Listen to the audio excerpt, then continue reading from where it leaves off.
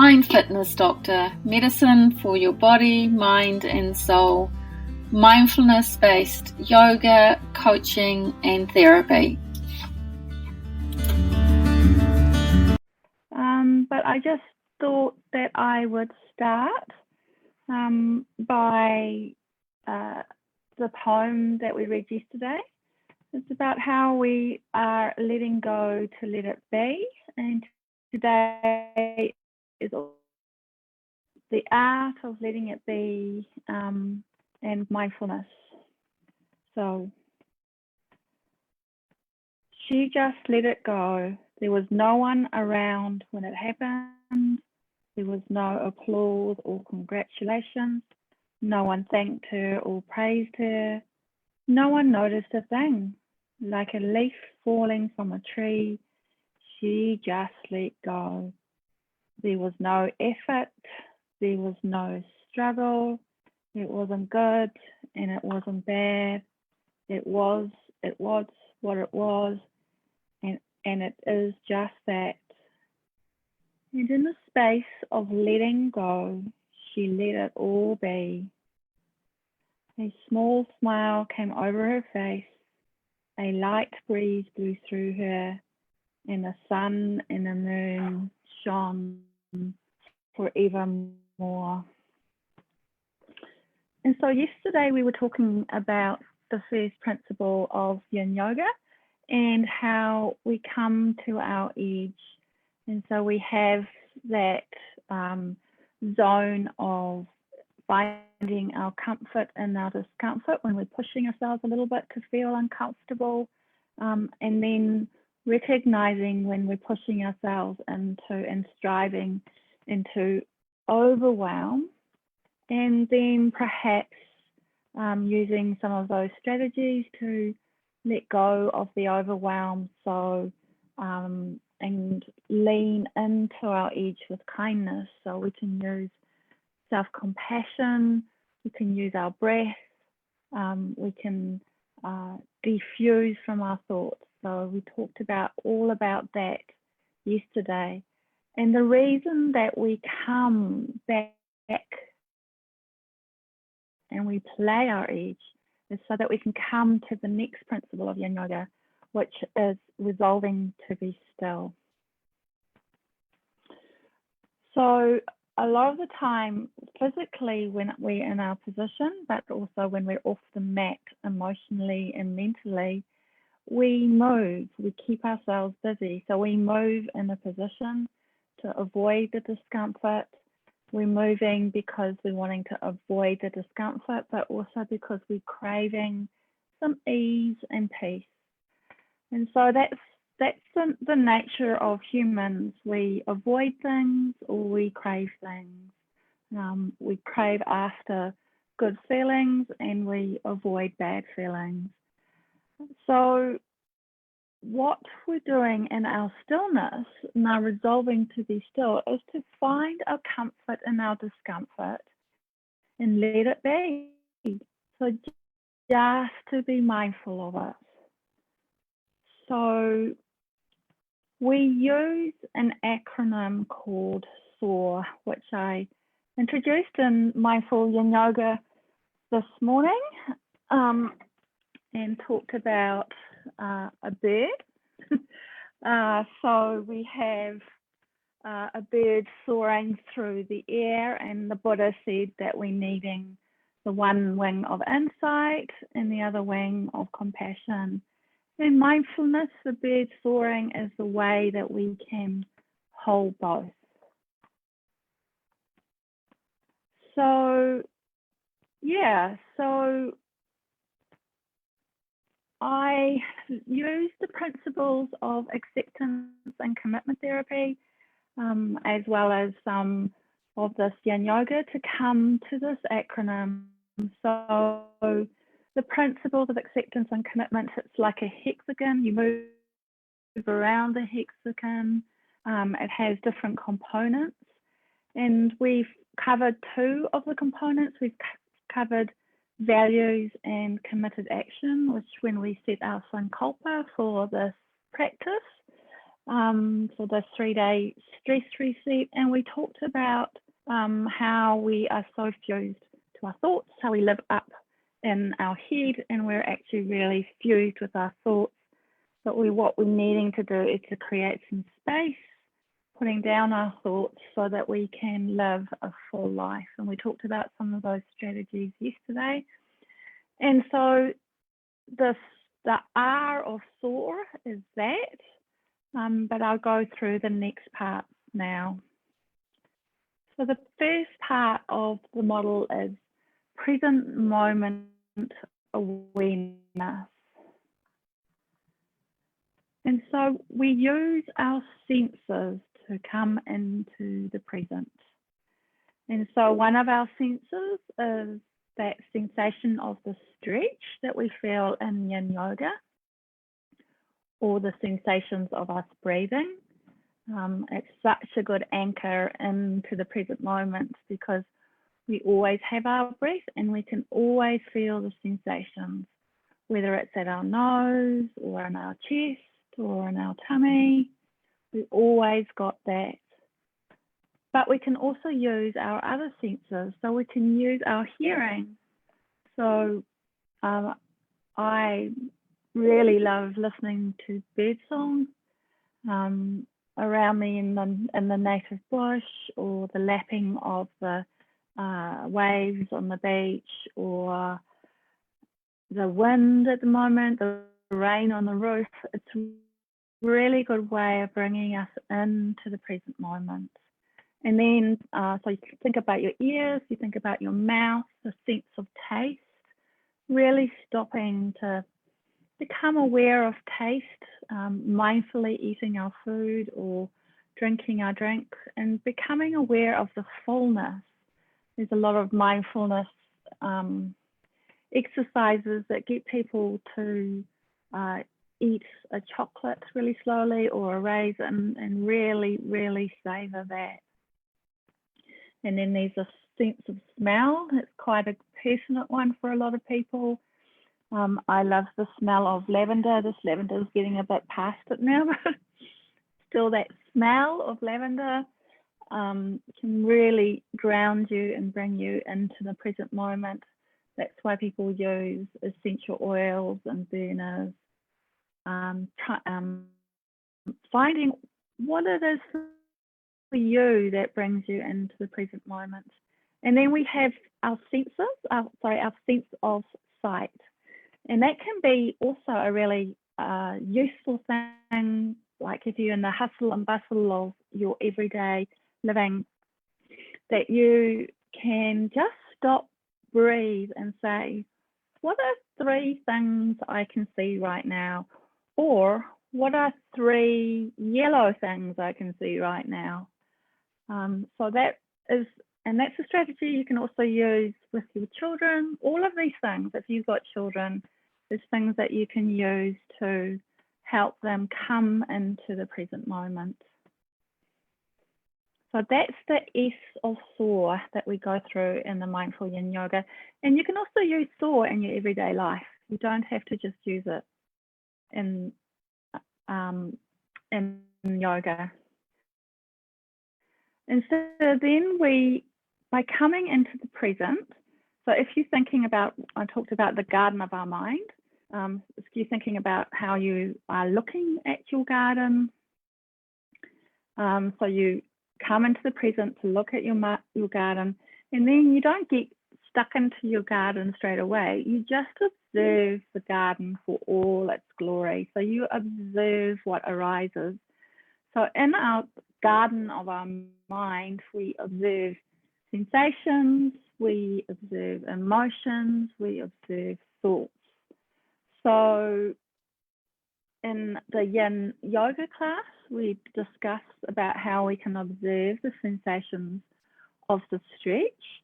And so we observe it like a curious scientist. So we ask ourselves the question, has it got a shape? Is it diffuse, or is it in one place? Is it moving or is it still? Does it have a color? Is it got a temperature? And so you can think of yourself like a curious scientist watching it down a microscope, or if you're an artist, a canvas on a wall, anything that brings you kind of with a little bit of observing distance. And we'll do the mountain meditation later on today, which will show you experientially what coming into that observing, witnessing self is like. And so we start with observing the stretch, and then we realize that actually emotions are just sensations in our bodies. That's why they have the expression butterflies in our tummy, and our thoughts are our interpretations of our emotions. So, and they can add to them and get fused and sticky and make the emotions resist and persist. So the way to regulate our emotions is to just sit with the discomfort of the sensations of the emotions in this way, asking yourself if you're feeling anxious in your tummy. Is it all the way over your tummy? Is it in one spot? Is it moving, or is it still? Has it got a temperature? And in that way, we kind of detach from the thoughts. We don't let the thoughts kind of come in because we're being this kind of curious scientist. In my experience as a psychiatrist, this is the most valuable thing to learn to help people regulate their emotions. I've had people use SOAR in this observing way who've been really panicky, and we've sat with us, and the anxiety has gone from like a 10 or 11 down to a 2 in the space of 2 minutes using the SOAR acronym. And so then what you do when you're observing those emotions or those sensations of the stretch, so they're either the sensations of the stretch or your emotions, is that you kind of create space for that emotion. You might soften and soothe around those sensations of the emotions. By creating space, you're allowing it to be just as it is. It is just as it is. And you may want to use self-compassion to talk to yourself like you would a friend, like anybody going through this exam or experiencing what I'm experiencing, that common humanity. Other people feel this way. It's no wonder you feel this way. May you be kind to yourself. May you find a little bit of ease in this experience.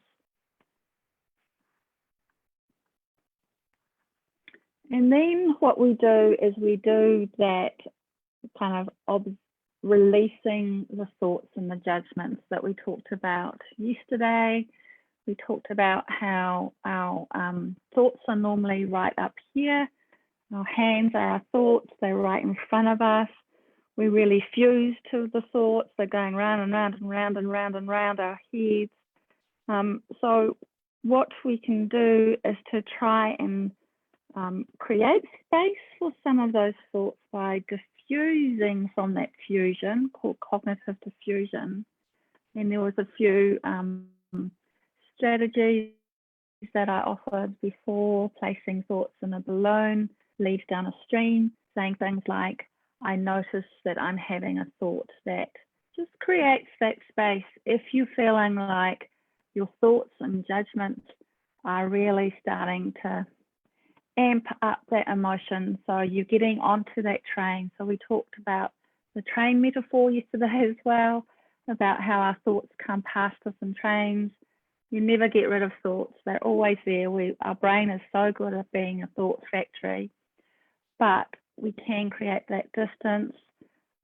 We can decide to to remain in that observing role on the platform and not decide to get caught into the thoughts on the train, and then the train gather up speed. And we all know what that feels like. We start to feel anxious and maybe a little bit revved up and a little bit anxious, a little bit of anxiety.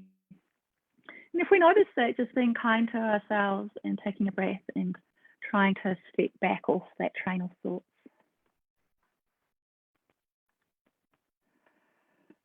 So this allows us to respond rather than to react. So normally because of the way our brains are wired, we've got this habitual way that we react to different things. I know we've all experienced that. We have experienced something and then we do something, like maybe our kids can trigger something in us, and when we find ourselves maybe not responding or reacting in a way that we're not very proud of. And so to do SOAR, to practice SOAR, we can decide skillfully how to respond to the situation rather than to react. And then start by maybe taking those 3 deep breaths, coming into the present moment with S, observing the emotions that arise, softening and soothing them, and then releasing them. So SOAR, SOAR. I love SOAR. And it allows us to also start to be kind to ourselves, relate to ourselves more kindly. We get caught into that way of being our own internal Nazi and Sergeant Major, and really starting to become our own ally. So start by being kind with ourselves, relating to ourselves with kindness. So that's how SOAR allows us to respond to ourselves, and then also to relate to others kindly, which is really important. And then, the values of the acceptance and commitment model, kind of coming back in line with why are we using all these skillful means to live our life. We have a purpose and a meaning in life, and aligning to our purpose and meaning one day at a time is really important. There's only one life to live, and we need to make it count. So the perfect way to reset and refocus, the 3-day reset and refocus, is simply to take a pause. So if nothing else from these 3 days, just remember the power of pause. So namaste. I'm also going to share the poem that I did in Yin Yoga today. It's very illustrative of the power of SOAR, or how it allows us to respond rather than react.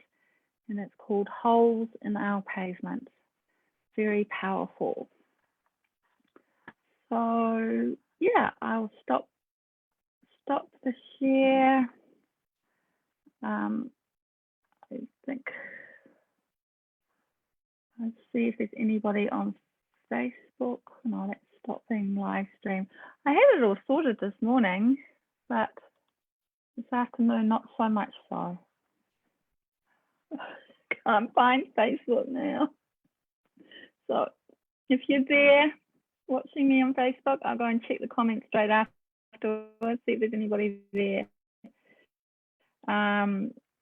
Thank you so much for joining me. Maybe Clarky's there, maybe Leah's there, maybe Janie. So if you're there or you're watching the replay, really, really grateful for you guys watching today. 6:30 this afternoon is the mountain meditation, which is an experiential kind of experience of SOAR and mindfulness. And then tomorrow, the last day, is about letting it in. So letting things in, like self-compassion, gratitude, courage. So yeah, and that'll be about releasing upper body knots in the Yin Yoga. So thank you so much for joining me. I'm really enjoying actually sharing this with you guys. Okay, bye.